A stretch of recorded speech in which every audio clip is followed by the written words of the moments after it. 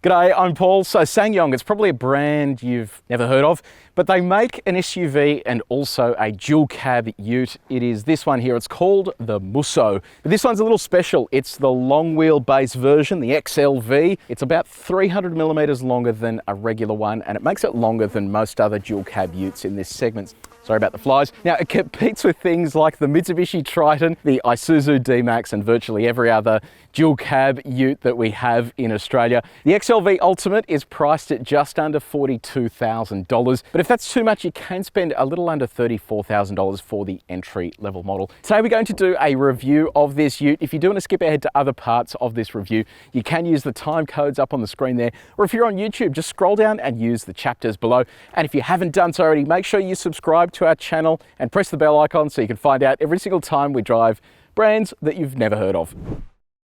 Let's talk exterior. So you've got 8 external colours to choose from. All but white is an additional $495, which is pretty affordable. Now, what do you reckon about the design? I think it looks pretty good. So in the black here, it really sort of, I don't know, looks nice and aggressive, and then they've broken it up a bit with this chrome strip along the front. You can see a camera hidden under there for the 360 camera, and then like a faux carbon fibre set up down the bottom here.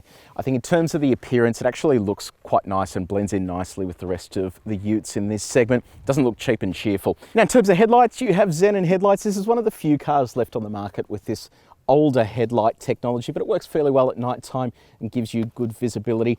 If we skip around to the side, let's have a look at these wheels. Okay, so 18-inch alloy wheels. It's like a gloss black setup and a fairly high profile road-based tyre. So it's not really an off-road focused tyre. You can tell there because of that tread pattern, but it should do the job for some very light off-roading, which we'll do later on. But I think the design looks good and it matches the body colour, and then a little bit of plastic trim there on the wheel arches. Now, let's have a look at this side profile. So it's interesting because it is so long. When you look at it from the front, it just looks like any other dual cab ute, but from side on, you can really see that extra 300 mil of length, and that's going to give you extra room inside the cabin and also inside the tray because you get an additional 100 mil of wheelbase. We've got another one of those cameras nestled under there for the 360 camera. Now, come around to the rear, it's a bit of a long walk because of the length. So around here you have incandescent lights, nothing too special there, no LED treatment. Four-wheel drive badge, a big old Musso badge just there. Now, unlike the shorter wheelbase versions of this, the long wheelbase comes with leaf sprung suspension instead of coil springs, so that gives you the extra payload capacity. And it's a really deep tub as well. I'll show you what I mean. So depth comes in at 570 millimeters. So it is a really nice drop into there. Load length is 1600 mil. Load width is 1570. You have around 1100 millimeters between the wheel arches, and then 880 kilograms of payload, which is pretty decent. You have hooks on the side here, plus a 12-volt outlet that has this waterproof cover on it too. So this is going to be pretty versatile as a work ute. There's no torsion bar on this, so it is a little bit heavy to open and close, but beneath here you can get 3.5 tons worth of towing capacity as well. So we are inside the SsangYong Musso. Let's have a look at the key to start with. This is what it looks like. You've got lock, unlock, panic, then on the back you have the SsangYong symbol, and the key flips out as well. So slightly strange because actually it's for the glove box, so that explains why it flips out. Now, it's a proximity sensing key, and you have a push button start just in here. Now, what about the styling and some of the materials here? So styling wise, doesn't look all that offensive. Yes, there is a heap of piano black around there and also around the gear lever as well. But for the most part, these surfaces are all sort of fairly soft. That's a bit sort of scratchy up the top there, but there's a nice sort of padded section down here, which looks nice and elegant. There's like this faux carbon fiber style material there. Now, what about the touch points? Well, over here and on the door, they're nice and soft, but how soft are they? Well, we've got our gyrometer. We've tested the main surfaces in this car. If you want to see how this compares to other cars that we've tested before, scroll down and use the link in the description. Now, what about build quality? It all feels nice and solid.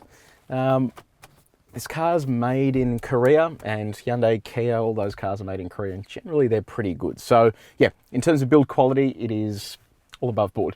Let's talk infotainment. So you have an 8-inch infotainment system.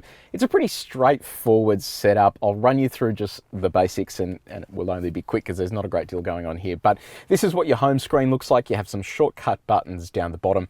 Up the top there, you have radio, and there's AM and FM radio. No DAB digital radio, but you do have a 6-speaker sound system. You also have the ability to select auxiliary menus. You can then go through, just like all the other Kia and Hyundai products with the battery discharge warning, you can go through to the setup menu to change the settings. But in terms of smartphone mirroring, you have Apple CarPlay and Android Auto. I'll show you what that looks like. This is Apple CarPlay here. Full screen integration. It all works well. Curious thing here though is that the menu is on the left-hand side. Normally with right-hand drive cars, when you hook up CarPlay, you get the menu on the right-hand side, which makes it sort of easier to use. So yeah, curious thing. I wonder if they've told it that it's actually a right-hand drive and not a left-hand drive car. Now at this point I would show you Android Auto, but doofus me forgot our Samsung at home. So sorry about that. The other thing I wanted to show you is the screen ahead of the driver here. So you have an LCD display in between the tachometer and the speedometer. It's actually really interesting because it's quite a big display and you don't see many dual cab utes in this segment with this kind of setup. So you can flick through the menus to see your trip computer. The speedometer is interesting because you can choose different styles of speedometer. So you can just pick up between just different layouts, which I think is fascinating.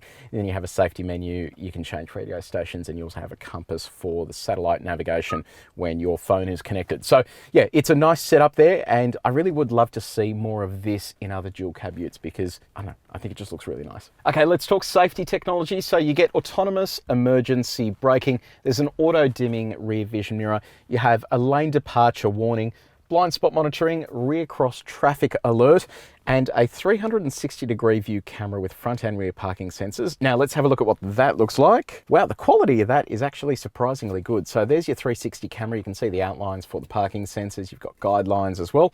Then you can select just the view that you want. The thing that I find interesting here is that it's really low. So you can't sort of, if you're reversing out of a space or something like that, you can't see down the road.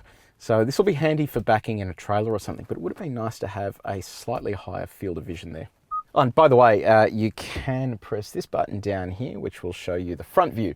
So you can clearly see out the front there, and then you can also select the sides and then a wide angle version of the front. But as you can see on the front, it's got quite a high angle there in comparison to the rear. Now, before we go on to practicality, I just wanted to mention something that I think is of relevance, and that is that SsangYong has entered bankruptcy in Korea. And that means that, you know, they're still operating, but they're looking for a new owner, and a new owner hasn't emerged. So if you are looking at buying one of these, I think that is worth taking into account, and perhaps just waiting until they do find a new owner, because you don't want to buy one and then discover that, you know, you don't have any support. While SsangYong in Australia says it's all business as usual, keep in mind that up the tree, they have gone bankrupt. Now, this isn't the first time a car company has gone bankrupt. Does anyone know a car company called GM? They filed for bankruptcy as well. So yeah, let me know in the comments section below. Will that stop you from having a look at one of these as your next dual cab ute? I am keen to get your feedback. Now let's move on to practicality, and we'll start with connectivity. We'll get rid of this. By the way, you need a cable for smartphone mirroring. It's not a wireless setup. You have one USB port down the front, one auxiliary outlet, and then two 12-volt outlets. And then in terms of storage, let's have a look at our little coffee cup. It fits okay in there, but you can see the lid catches on the edges. There are teeth though, so that means when you put your big boy water bottle in, it will not move around too much. You can then also store this inside the door. There's enough room there for plenty of bottle storage. Center console is a decent size. You can see how deep that is. And then finally, let's have a look at our glove box. Hey, that's not too bad either. Then up here, you have a sunglasses holder. Okay, let's talk comfort now. Some exciting features here. You have not only heated seats, but cooled seats as well. So that means on a stinker of a summer day like today, you can switch your cooled seats on. Then on a freezing day, you can have your heated seats on, plus the heated steering wheel. The seats themselves are fully manually adjustable, but in terms of seat comfort, they're actually quite a nice seat. They hug you in nicely. Steering wheel sits nicely in the hand, and then all of these controls are easy to reach. Okay, let's have a look at the back. Now, the interesting thing is, like, the door, it sticks out a whole heap there. So, yeah, it looks like they've just taken a door off an SUV and just stuck it on the back here. Before I hop in, I'll show you what is behind here. So when you drop that down, you can see there's a jack and a few other bits and pieces. You've also got 3 top tether points. Now, this base doesn't come up, but you do have storage beneath the seat. We've got a handy handle. All right, we'll hop in here. Right, so you can see here with that extra wheelbase and the length that you're afforded, you actually have a decent amount of leg and knee room. So knee room is good, toe room is okay, but not amazing, and headroom is pretty generous. It doesn't actually feel like there's that much more space in here compared to something like a Ranger. So I think you're making up for it all in that tray area. What about the rest of the features? So you have a center armrest here with 2 cup holders. Bottle fits okay in there, but there's no teeth, so that's gonna roll around a little bit. You can put the bottle inside the door though. You've got air vents, but no 12-volt outlet or USB charging here. And then you also have map pockets in the back of the seats and ISOFIX points on the 2 outboard seats. Oh, by the way, instead of a lap and sash seat belt for the center occupant, all you get is a lap belt, which I haven't really seen before in a dual cab ute. Most of them have lap and sash. Time to go driving in the SsangYong Musso. Now, powering this version of the Musso is a 2.2 litre turbocharged 4-cylinder diesel engine. It makes 133 kilowatts of power and 420 newton meters of torque, and that's all mated to a 6-speed automatic transmission. Now, the first thing I noticed with this engine is how quiet it is. Even when you lean on the throttle, it stays really quiet. And then on the topic of leaning on the throttle, it's really nice and responsive. It's got a decent amount of urge. It's always ready to get up and move. It isn't blisteringly quick, but it doesn't feel underwhelming or underdone. It feels like they've really focused on giving you that torque band when you need it. And then the 6-speed auto is fairly responsive as well. You don't really catch it napping. So from that point of view, it is really decent. In terms of fuel economy, the official claim is 8.9 litres per 100 Ks. Let's have a look at what we're achieving. 9.2.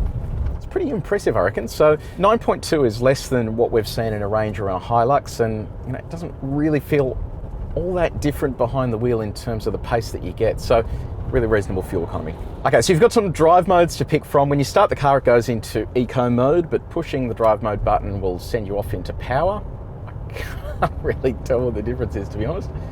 Feels about the same. And then winter, which I suspect adjusts the traction control a little bit so that you can get that extra traction off the line. We don't have an official 0 to 100 time, but we've put the Musso up against the stopwatch to see how it goes.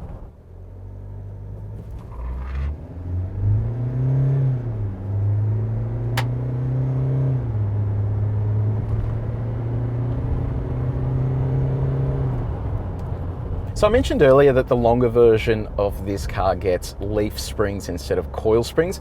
Coil springs are generally better for comfort because they are easier to control and easier to tune as well. Whereas leaf springs are better if you need to load haul. Now, when it comes to leaf springs though, when they're empty, when you don't have a load in the tray effectively, the leaf spring can get quite bouncy and takes a little while to settle. This, on the other hand, feels pretty good. It's quite soft, so they've dialed in a lot of comfort into the ride when it is unladen, and that sometimes means that it can linger as you hit bumps, but for the most part that means you're going to have a really smooth ride in and around the city, but also you're going to be able to load this up to that 900-ish kilogram payload when you do actually need to carry things. Let's talk handling and steering. How does it all feel? We'll put our little corner coming up here. It's actually not too bad. There's enough steering feel. It's an electrically assisted steering rack, so you're feeling enough of what you need to feel through there. On the handling front, I mean, it's no supercar, but in terms of a dual cab ute, it's actually pretty impressive. It doesn't have a great deal of body roll, and it is on road tyres, which means you're going to be able to extract just a little bit more handling performance in comparison to a dual cab ute on all terrains. Now, you'll notice as well while we're driving over some of these more corrugated stretches that my voice is like a 13-year-old. It's sort of moving up and down. That's simply with that tune. So the leaf springs are quite soft, but it sort of is the dampers that are firmer that's really sort of affecting your ability to speak properly without it sort of bucking over some of these things. So it's not terrible. It's just something you'll notice in comparison to some of the more refined dual cab utes in this segment. Now, what about turning circle? 11.8 meters. It's actually not too bad for a dual cab ute. So it means that, you know, if you are driving in and around the city, you're not going to get stuck doing U-turns, especially on a long vehicle like this. That's a pretty decent turning circle. Visibility is really good. You've got that 360-degree camera, front and rear parking sensors, decent sized wing mirrors with blind spot monitoring. So for all intents and purposes, seeing out of this is fine. You just have to keep in mind with its size, you need to pick parks that are big enough because it's sometimes hard to find a park that you'll actually be able to squeeze this in comfortably. Road noise. Now this is another thing that has really impressed me here. It is super quiet inside the cabin. I really don't hear any wind noise. I don't hear any tyre noise. The engine is quiet. So this is going to be a decent rig if you do spend a lot of time behind the wheel, especially if you're driving on coarse strip roads or a lot of country surfaces. You're not really going to hear all that much while you're driving. Okay, let's do some light off-roading and we'll start with the specifications. So in terms of approach angle, it's 25 degrees, departure angle is 20 degrees. You have 215 millimeters of ground clearance. And then in terms of four-wheel drive hardware, this is a full-time two-wheel drive, but you can switch it into four-wheel drive high range. There's also four-wheel drive low range, and there's an automatic rear differential lock. So that should mean that the rear diff locks on its own as you drive up. So I'll be keen to see how well that works. In fact, let's do a little test. I'm going to try going up the logs in two-wheel drive first, just to see if that rear diff locks and gets us up there on its own, or if it doesn't. Now, if none of that makes any sense to you, click up here to watch our four-wheel drive controls explained video where I run through it in a bit more detail. So let's give this a shot just in two-wheel drive. We'll see if it does anything there. I can feel the rear diff lock activating, but we just don't have enough traction to get us up there. So I'm just going to do the sensible thing and go into four-wheel drive high range, and we'll just give that one more shot. Okay, one flick of that switch, you can see it comes up on the screen there saying four-wheel drive high. That means four-wheel drive is activated. Let's give this another crack. There we go, that's much better. It's just walking up here. It's nice and dry today, so it gets up here without any dramas. The ride feels good as well. Like, it's soft enough that it doesn't buck you about, which is really nice. And really, you're not going to be doing any hardcore off-roading in this, but it's good to know that it is going to keep you nice and comfortable. Okay, let's go down our rocks. They've re-leveled a lot of this stuff and it's become a little harsher. So I have a feeling we're going to knock a little bit here on the way down, but we'll see how we go. Crunch just there. 215 mil of ground clearance isn't a massive amount.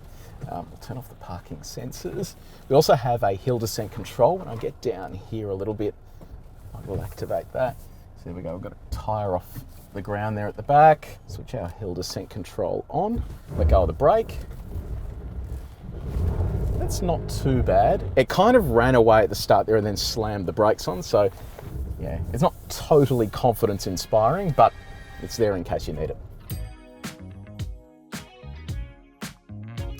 Okay, so the SsangYong Musso, what do we reckon? Look, I think it's actually pretty good. It's not the first thing you think of when it comes to dual cab utes, but the extra wheelbase and length gives you a bit more space inside and also means you have a decent sized tray. It does the towing that you'd expect it to do, and it has a really nice and punchy engine. The only downside though is what I mentioned earlier with the bankruptcy. I don't know what's going to happen with that. By the time you watch this, perhaps it's all been resolved and everything's fine, but I don't know that I'd be confident buying one of these while there is that still lingering over the parent company outside of Australia. So let me know in the comments section, have you bought a SsangYong? What's it like? They come with a 7-year warranty in Australia, so it's a pretty decent coverage and a decent price as well in terms of asking. So let me know in the comments section, did you buy one? What's it like? How's it all going? All that kind of stuff. Now, if you did enjoy this video, make sure you share it and don't forget to hit the like button. And if you haven't done so already, hit subscribe as well. But until next time, take it easy.